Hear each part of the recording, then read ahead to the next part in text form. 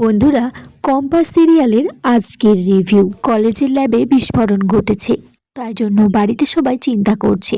তখনই বিহানের ফোনে ফোন করে পুলিশ অফিসার, বলে যে আপনাদের কলেজের ল্যাবে বিস্ফোরণ ঘটেছে, তাড়াতাড়ি আসতে। মুক্তিমাসি সেখানে নাটক করছে, হাই তুলছে, বলছে যে আমি তো ঘুমিয়েছিলাম, কিছু টের পাইনি।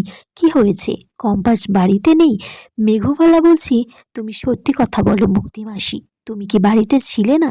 এত কিছু ঘটনা ঘটে গেল, তুমি নিশ্চিন্তে কিভাবে ঘুমোচ্ছিলে? এদিকে হসপিটালে বিহান আর তার মা পৌঁছে গেছে। সেখানে দুজনকে ড্র্যাপ করে নিয়ে যাওয়া হচ্ছে, মৃতদেহ। বিহান দেখে তো খুব চমকে গেছে, বলছে কম্পাস তো সব জায়গায় ঝাঁপিয়ে পড়ে। মা বিহানের মা তাকে খুব আশ্বাস দিচ্ছে, বলছে যে কিচ্ছু হবে না, তুই চিন্তা করিস না, চল আমরা ভিতরে গিয়ে অবজার্ভ করি। এদিকে মোনালিসা মুক্তিমাসির ছেলেকে বলছে, কলেজের সিসিটিভি ক্যামেরাগুলো সব তো বন্ধ করে দেওয়া আছে, বাড়িরগুলো তো বন্ধ করা হয়নি।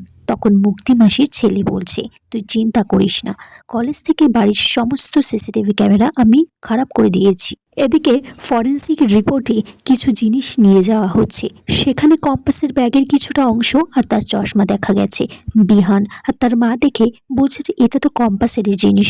তারা খুব চমকে গেছে, ভেঙে পড়েছে। মোনালিসা এদিকে বাড়িতে ফিরেছে, সে খুব অস্বস্তি বোধ করছে, বলছে আমার খুব টেনশন হচ্ছে, ঘুমানোর চেষ্টা করতে হবে। সে যখন ঘুমিয়ে পড়েছে, কম্পাস এসেছে, এসে তার নাকে কিছু কাঠিয়ে দিচ্ছে। হঠাৎ মোনা উঠে দেখে সামনে কম্পাস দাঁড়িয়ে আছে ধোয়ার মধ্যে। কম্পাস বলছে, কি ভেবেছিলে মোনা, আমাকে একবারের মতো চুপ করিয়ে দেবে? পাপ তো কোনো বাপকেও ছাড়ে না, আর তুমি তো কোন ঝাড়।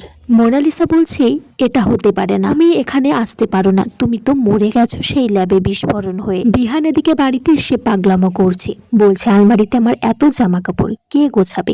ওদিকে জুতো ফেলে দিয়ে গেছে, ঘরটা অগোছালো করেছে, কম্পাস না হলে কি হবে আমার?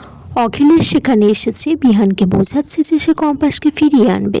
কিন্তু বিহান বলছে, তুমি কিছু করতে পারবে না বাবা, তুমি তো কম্পাসকে কখনো মেনেই নাওনি, পছন্দ করনি, কিন্তু কম্পাস তোমার জন্য লড়াই করে গেছে। বাড়িতে কম্পাসের জন্য সবাই খুব চিন্তা করছে, কান্নাকাটি করছে। আর ঠিক এখানেই আজকের পর্ব শেষ হয়ে যায়। বন্ধুরা, তোমরা কমেন্টস করে জানিও কেমন লেগেছে আজকের পর্বটা।